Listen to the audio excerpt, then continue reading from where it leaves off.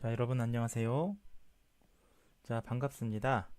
저는 호남대학교 대학원 재활과학과 언어치료 전공 그리고 보건과학대학 언어치료학과 변혜원 교수입니다. 자, 벌써 삼킴장의 세미나 3주차가 되었습니다. 자, 우리가 지난주까지 삼킴의 여러 가지 해부학적인 구조에 대해서 학습을 하셨는데요. 오늘은 그 두 번째 시간입니다. 자, 우리가 지난 시간까지 배우셨던 거 혹시 기억나시나요? 자, 어떤 것들을 배우셨습니까? 우리가 지난 시간까지 배우셨던 주요한 내용들은 잠시만요. 이게 사라지지가 않네요. 네, 됐습니다. 자, 우리가 지난 시간까지 배웠던 주요한 내용들은 삼킴의 정상적인 네 가지 단계였습니다. 혹시 기억나시나요? 자, 구강 준비 단계, 구강 단계, 그리고 인두 단계, 식도 단계였습니다. 자, 구강 준비 단계는 식괴라고 하는 음식물 덩어리를 만드는 단계였고요. 그 다음에 구강 단계는 어떻습니까? 자, 구강 단계는 음식물을 이동시키는 단계인데, 음식 덩이를 이동시키는 단계인데 어디까지 이동시킨다고요? 바로 전구계알까지 이동시켰습니다. 그리고 음식물이 전구계알에 닿게 되면 반사적인 단계인 인두삼킴이라는 반사적인 단계가 이루어지는데요. 자, 반사적인 단계인 인두 단계가 되고, 이때 비강과 기도를 막아줘야겠죠. 그래서 비강을 막아주는 것이 연인두 폐쇄, 그러니까 영구계와 인두가 같이 폐쇄하는 것이었고요. 기도를 막아주는 것은 후두의 3단계 폐쇄. 네, 진가후 기억나시죠? 진성대, 가성대, 후두 폐쇄, 후두 덮개의 3단계 폐쇄 과정으로 이것을 막아줬습니다. 자, 그렇다면 오늘 배우실 내용들은 삼킴의 근육과 뇌신경의 상호작용들입니다. 우리가 지난 시간에 여러 가지 해부 생리적인 작용들을 배우셨는데, 자, 우리 인체의 모든 움직임은 무엇이 담당합니까? 네, 이른바 신경적인 작용이죠. 아주 미세하게 본다면 뉴런이라고 하는 시냅스의 어떤 작용이고요. 좀 거시적으로 본다면 인체의 모든 움직임은 중추신경인 뇌에서 이루어지는 일종의 작용들입니다. 자, 그리고 말초신경이 뇌신경까지 이루어지는 하나의 작용들이죠. 자, 이런 근육과 뇌신경의 상호작용을 관련성을 이해한다는 것은 재활에 있어서 매우 중요한 그런 치료의 첫 걸음이라고 저는 생각이 듭니다. 자, 우리가 신경원 장애를 포함해서 우리가 이런 삼킴 장애에 있어서도 사실 인과관계가 뚜렷한 과학적인 학문이기 때문에 근육과 뇌신경의 작용을 잘 이해하셔야 실은 치료도 적절하게 잘 진행할 수가 있는 것입니다. 자, 다음으로 오늘 수업에서는 신경학적 삼킴 조절에 대해서 좀 배우도록 하겠습니다. 자, 그리고 마지막으로 여러분들이 좀 가장 관심 있게 보셔야 될 건 나이에 따른 삼킴의 변화, 이른바 노화입니다. 저도 삼킴 장애에 관련돼서 좀 연구들을 많이 관심 있게 진행을 하고 있는데요. 사실 최근에 많은 연구자들은 이제 고령화 사회가 접어들다 보니까 연구의 관심 토픽이 노화로 많이 좁혀지고 있는 상태입니다. 장애도 물론 많이 다뤄야겠지만 이 사람의 수명이 늘어나면서요, 그런 어떤 평균치라고 하는 게 이제는 정상 성인의 기준으로만 할 수가 없는 겁니다. 자, 노인이 되면서 점점 삼킴의 속도라든지 이런 것이 늦어지게 되고요. 네, 그러다 보니까 우리가 정상 노화 과정에서의 삼킴 속도와 비정상적인 삼킴을 구분해야겠죠. 그러려면 우리는 나이에 따른 삼킴의 변화 과정도 잘 알아야 된다는 겁니다. 그래서 오늘 여러분들은 이와 같은 내용들을 저와 함께 학습하시겠습니다. 자, 먼저 구강 준비 단계와 구강 단계에 대해서 좀 학습을 하시겠습니다. 안타깝게도 이게 좀 잘려 있는데요. 자, 안면 신경, 우리가 구강 준비 단계와 구강 단계 각각 작용하는 신경들을 지금부터 좀 말씀을 드리려고 하는데요. 제일 먼저 구강 준비 단계와 구강 단계에 작용하는 뇌신경 중 하나는 안면 신경입니다. 자, 안치련이라고 저는 외웠다고 말씀드렸죠. HOT 강타의 이름이 안치련이었습니다. 요즘 여러분들이 이제 저 시대와 또 점점 달라지니까요. 여러분들이 좋아하는 뭐 아이돌이 있으면 좀 같이 연관해서 외우시면 제가 사실은 치매를 전공했었는데 이 잘 기억하는 방법 중에 하나가 스토리 있게 기억하는 겁니다. 자, 저는 HOT 안치련으로 공부했습니다. 그래서 7번 안면신경이 네, 우리가 제일 먼저 관여하는데 자, 대표적인 근육들이 여기 나와 있습니다. 자, 여러분들 한번 쭉 보시고요. 자, 이 중에서는 입둘레근 이런 게 좀 중요합니다. 자, 입둘레근은 우리가 조음기관에서도 중요한데 우리가 입둘레근, 입술을 잘 오물릴 수 있고 열고 내밀고 뒤집고 비틀 수 있는 게 다 입둘레근 때문이거든요. 이런 게 잘 돼야 실은 구강 압력을 잘 형성시킬 수 있고 음식물이 삐져나오지 않을 수 있게 그렇게 만드는 것들이죠. 나머지는 한번 쭉 보시기 바랍니다. 자, 몇몇 개 지금부터 좀 말씀을 드릴게요. 첫 번째 볼근입니다. 볼근은요, 음식이 치아를 가로질러서 움직일 때 입술을 다물게 해서 볼을 평평하게 하고 입술을 다물게 하죠. 자, 여기 지금 볼근이 나와 있습니다. 뺨에. 자, 근데 입술을 다물게 한다라는 점에서 자, 삼킴할 때 어떻냐? 입술의 움직임에 관여를 하죠. 자, 이 볼근이 잘 움직여져야 입술도 잘 다물 수가 있는 것입니다. 자, 우리 저기 배트맨 영화 보시면 조커 있죠, 조커. 이렇게 입술이 볼근까지 찢어져 있잖아요. 찢어져 있으니까 이 사람 어떻습니까? 입술 못 다물고 이렇게 웃고 있죠, 항상. 웃는 상이죠, 웃는 상. 예, 웃는 상인데 그 예쁘게 웃는 상이 아니라 아주 괴기스럽게 웃는 상이죠. 왜 그렇습니까? 볼근이 찢어져 있으니까. 예, 그렇습니다. 자, 그 다음에 3차 신경입니다. 자, 3차 신경 3호 씹어. 네, 5번 신경이죠. 3 곱하기 5는 씹어. 3차 신경은 5번 신경, 씹는 신경이다. 자, 갑자기 지금 동영상 주차부터 여시는 분들이 지금 무슨 얘기하나 싶을 텐데요. 이제 신경 부분을 제가 이제 나름대로 제가 박사과정은 의대에서 공부했거든요. 그래서 의대 분들은 굉장히 공부를 해부학적인 걸 굉장히 많이 합니다. 그래서 나름대로 스토리 있게 이렇게 공부를 하는 게 좋죠. 그래서 저는 이렇게 공부했습니다. 자, 씹기 동작을 위한 주요 근육들을 지배하는 게 3차 신경입니다. 자, 씹기의 주요 근육들이 뭐 교근, 관자근, 뭐 날개근, 자 이런 것들이 있는데요. 자, 한번 뭐 보시면 되겠습니다. 네, 자 관자근 여기 있는 거고요. 자, 여기 내측 날개근, 교근 이렇게 있습니다. 자, 그 다음에 설화신경입니다. 자, 설화신경은 자, 여러분들 구강 준비 단계에서 음식을 씹기 위해서 설하신경. 자, 여러분들 이름에 벌써 답이 나와 있는데요. 자, 혀와 아래턱, 혀의 내재근 이런 것들을 지배하는 게 설화신경입니다. 자, 혀의 내재근을 지배한다. 자, 모양을 만들어 주는 거죠. 자, 그래서 여기 내재근이 4개가 있고 외재근이 4개가 있다고 말씀을 드렸잖아요. 자, 그래서 자, 요런 형태들을 자, 설화신경이 담당한다 정도만 아시면 되겠습니다. 자, 지금 중요한 게 여러분들이 각각 근육들이 뭐가 담당하느냐도 중요하지만 어떤 신경들이 어떤 단계에서 지금 작용한다를 먼저 아셔야 돼요.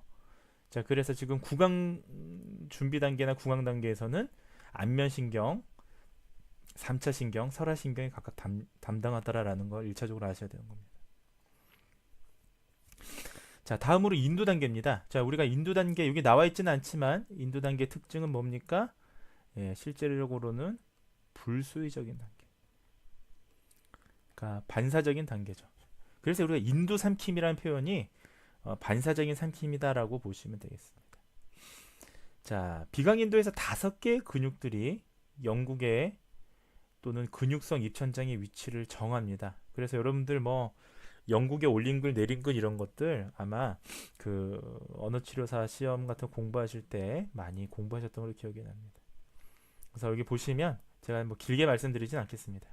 입천장 올림근이 있고요. 뭐 긴장근, 혀근, 인두근, 목젖까지도 있는데 사실 목젖도 근육이죠. 우블라라고 하는 목젖도 근육입니다. 자, 그래서 자, 이렇게 관여되어 있는 것들이 있는데 자, 요거는 한번 여러분들이 관심 있게 좀 보시기 바랍니다.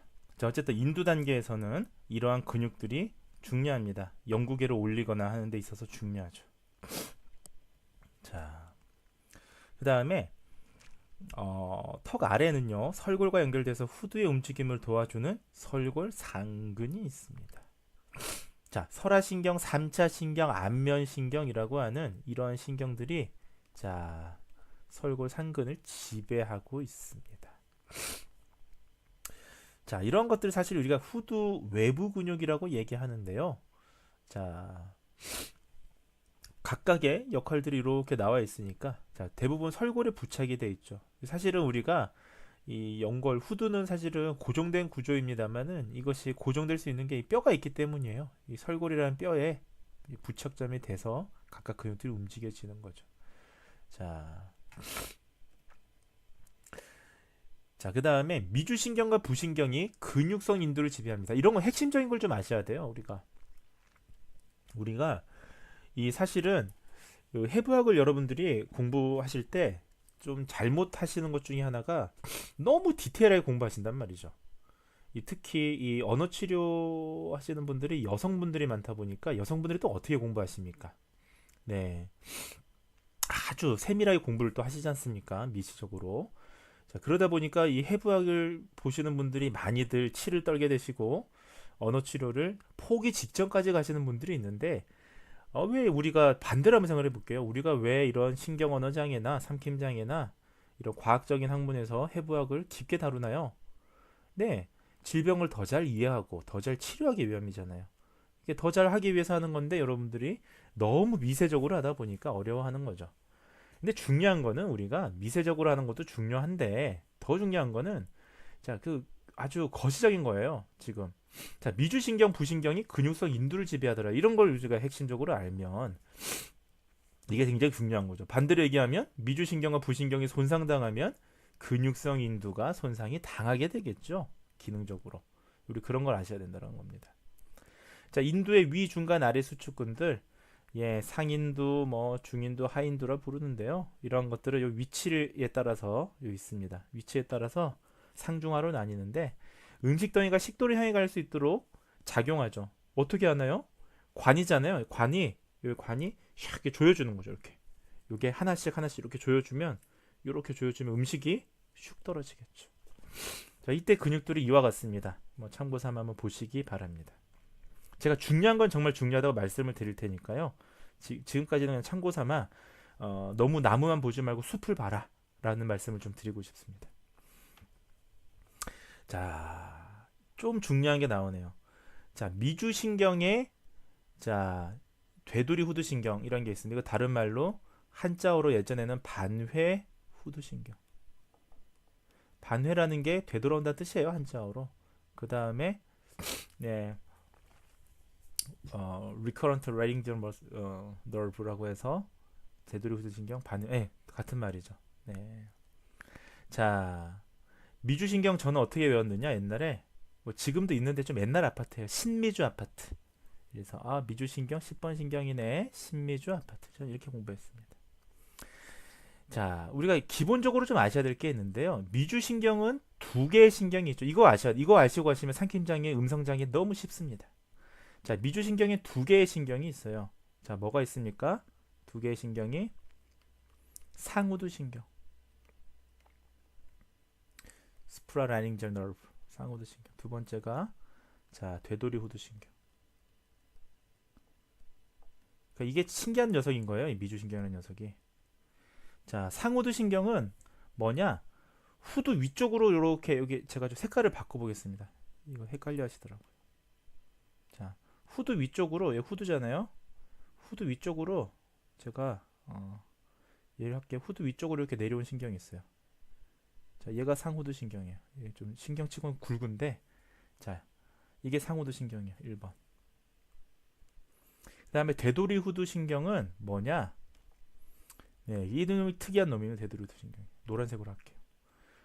이렇게 있다가 하나는 내려오고 하나는 쭉 밑으로 가서 또아리를 틀어서 다시 들어옵니다. 이렇게. 2번 되돌이. 그래 되돌이 후두 신경이에요. 자, 부메랑 사랑은 돌아오는 거야. 이렇게 돌아서 들어옵니다. 자, 어딜 또아리 트느냐? 심장의 관상동맥을 또아리 틀고 옵니다. 그래서 심장 수술을 하게 되면 좀 잘못하는 경우에 되돌이 후두 신경을 건들게 돼서 편측 성대 마비가 유발되는 경우가 많습니다. 그 중에서도 왼쪽 편측 후두마비가 많이 발생됩니다. 왜냐? 심장 혈관이 어디 있겠어요? 심장이 오른쪽이 아니라 왼쪽에 있잖아요. 그래서 왼쪽 후두신경이 편측 후두마비가 오는 거예요. 자, 근데 자 이렇게 두 개로 되어 있는데 미주신경이 기본적으로 자 후두의 내재근 내부 근육 아니 저기 내전 외전이 있잖아요.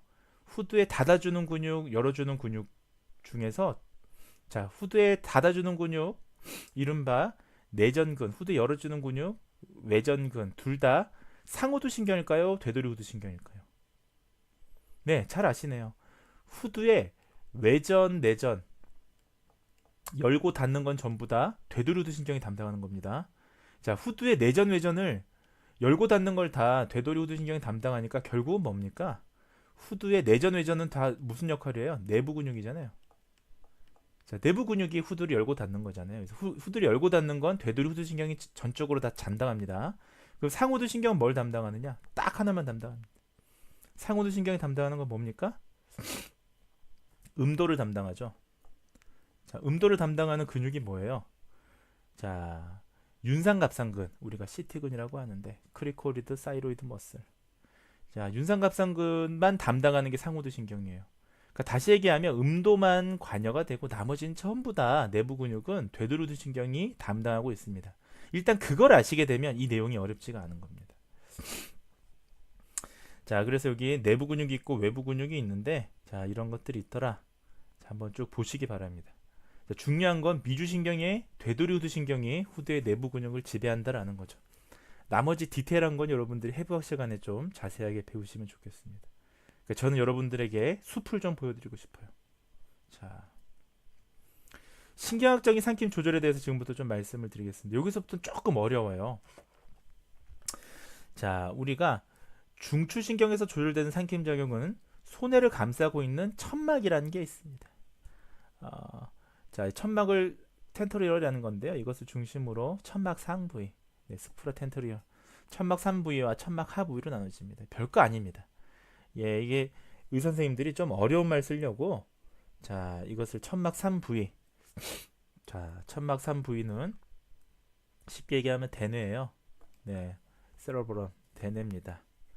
자, 그다음 천막 하부위는 뇌간부터 네, 뭐 뇌간이라든지 손의 셀레블럼, 네, 뇌간, 브레인스텀 이런 것들을 얘기합니다. 그러니까 좀 의학에서 이제 좀 있어 보이려고 이렇게 용어를 씁니다. 저희도 그런 용어 쓰잖아요. 뭐 저희도 뭐 상부 운동신경, 하부 운동신경 이런 얘기 쓰는데 마찬가지예요. 그렇게 이해하시면 됩니다. 자, 대뇌의 피질과 피질하 영역은 삼킴을 위한 중요한 신경로를 담당합니다. 제가 왜 이게 중요하냐면 대뇌가 손상돼서 생기는 마비하고요. 뇌간이나 손해가 손상돼서 생기는 마비가 좀 되게 다르기 때문입니다. 서로가. 자, 그래서 뭐 자세한 거는 우리가 신경원 상해 때 좀 보시면 좋을 것 같습니다. 자, 대뇌 피질과 피질하 영역은 삼킴을 위한 중요한 신경로를 담당하게 됩니다. 자, 삼킴이 뇌 영역이 활성화되면서 일어나지 않습니까? 자, 특히나 뇌간을 손상당하면요, 굉장히 심각하게 삼킴 문제가 옵니다. 자, 여러분들이 아마 운동구호 장애 때 잘 배우셨을 텐데요. 뇌간을 손상당하면 weakness, 그러니까 근육이 약화되고요.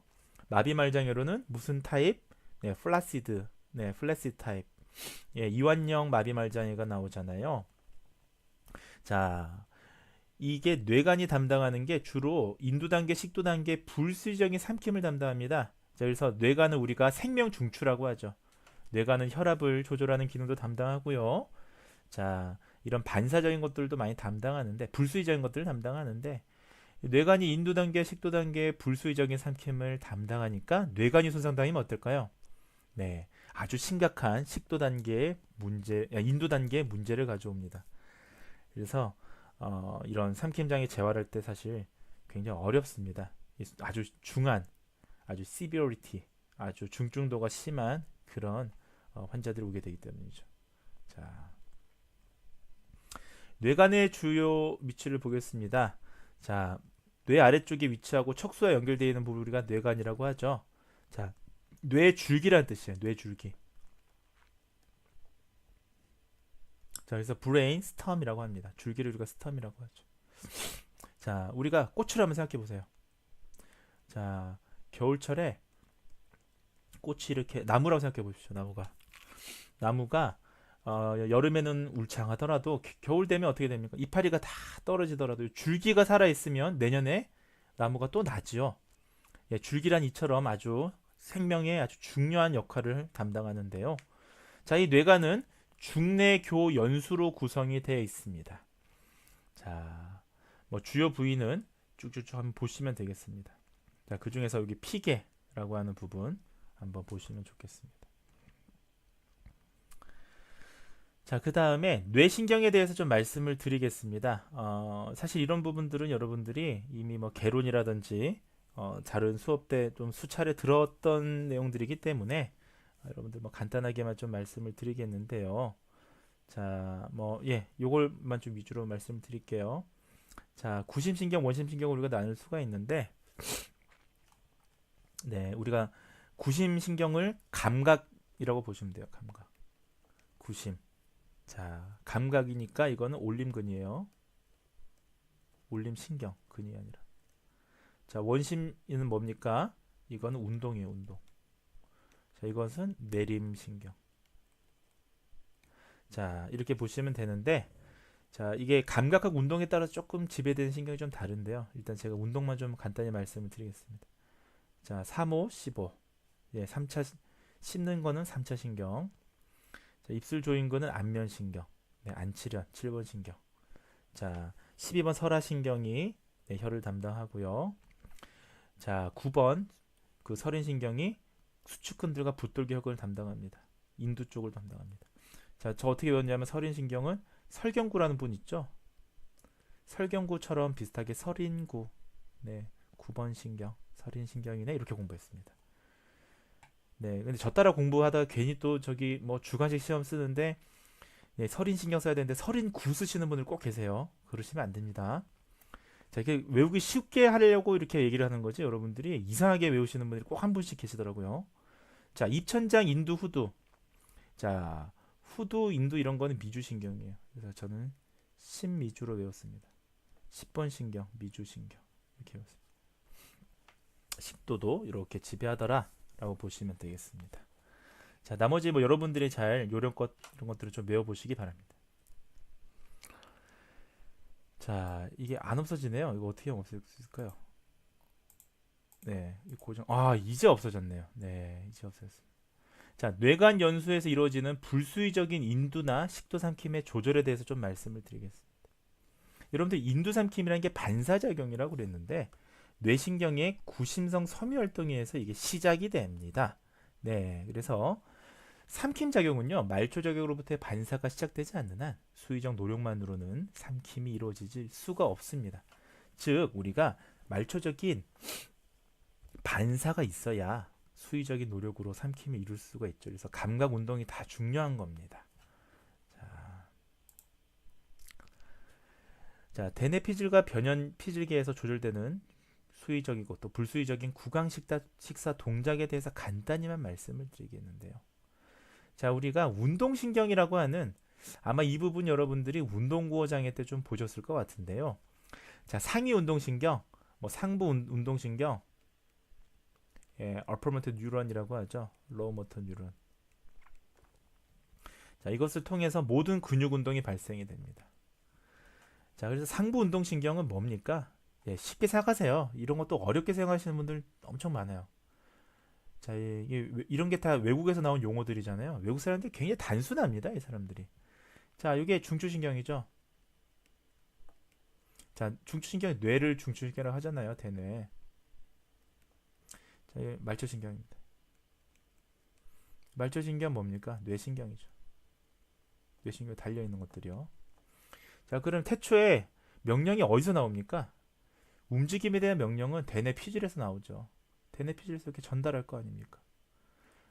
예를 들면 글씨를 써라고 이렇게 전달할 거 아닙니까? 글씨를 써가 여기 뇌신경이 오게 되면 각각 관여되는 뇌신경으로 명령이 분지되는 거예요. 자, 글씨를 쓰려면 어떻게 되겠어요? 자, 모니터링, 글씨를 봐야겠죠? 그러면 글씨를 봐야 되니까 여기서 여기까지 올 때는 글씨를 써라는 명령인데 여기서는 그래 글씨를 모니터링 해야 되니까 동안신경 네가 움직여봐. 네, 뭐 이런 거예요. 네, 이런 식으로 우리가 명령이 분지가 됩니다. 자, 그래서 아주 간단한 기본적인 명령이 내려오는 여기 대뇌부터 요 신경 경로 요까지를 상부 운동신경 위쪽에 있다라고 해서 상부 운동신경. 자, 뇌신경 쪽에 와서 아주 디테일하게 움직임 나눠지는 걸 하부 운동신경. 예, 이렇게 얘기합니다.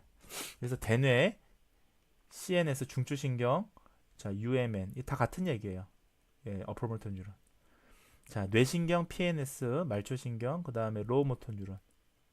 그 하위 운동신경 다 같은 얘기입니다. 자, 삼킴이나 말하기, 안면과 같은 구강 근육들은요 피질 척수로가 아니라 피질 연수로를 통해 전달되는데 피질 척수로, 피질 연수로는 뭐 상위 운동신경의 일종의 그 트랙이에요. 트랙인데 이거 자세한 거는 좀 해부학 어떤 내용들을 좀 보시고 공부하시기 바랍니다. 자, 피질에서 연수까지 내려오는 피질 연수로는 대뇌 피질에서 뇌간으로 직접적으로 이렇게 연결이 되는데요. 연수에서 하위 운동신경하고 연결돼서 안면 구강 근육으로 도달됩니다. 그래서 이 피질 연수로라는 걸 통해서 삼킴이 관여되더라라는 내용들을 좀 핵심적으로 이해하시면 되겠습니다. 자, 자연스러운 삼킴이 일어나기 위해서는 적절한 근육만 활성되고요. 정확한 수축기관이 필요한데 이러한 것들을 손해하고 기저액이 담당합니다. 손해하고 기저액이 담당하는 건 결국은 신체 균형, 밸런스랑 아주 미세한 움직임이에요.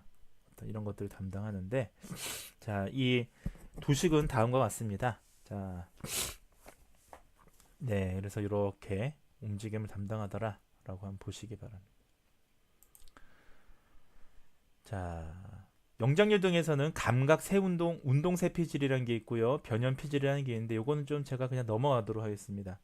이게 이제 물리치료나 작업치료에서는 굉장히 중요하게 다루는데 사실 언어치료에서는 이런 뭐 불수의적인 반사조절, 수의적인 조절에 대해서는 조금 디테일하게 배우지는 않으니까요. 저희가 시간 관계상 이건 좀 넘어가도록 하겠습니다. 자, 오늘 배울 마지막 부분입니다. 여러분들이 이 부분을 잘 이해하시면 2주 동안의 정상 삼킴에 대한 해부 생리학적인 내용들을 잘 학습하시게 되는 겁니다. 자, 지금부터 말씀드릴 건 뭐냐면 나이에 따른 삼킴의 변화입니다. 노화죠, 노화. 자, 노화에 대해서 말씀을 드리도록 하겠습니다. 자, 먼저 영유아를 한번 보시죠. 아주 어린 갓난 애기들을 보시면 자, 먼저 어떤 특징들이 있느냐. 자, 여기 지금 유아의 해부학적인 이 그림이 나와 있는데요. 어떻습니까? 유아들은 일단 턱이 작죠. 덜 자랐죠. 그러니까 네, 볼하고 혀가 작은 구간을 가득 채우고 있어서 자동 빨기가 가능합니다. 가득 차 있습니다. 자, 설골과 후두가 성인보다 높게 위치되어 있어요.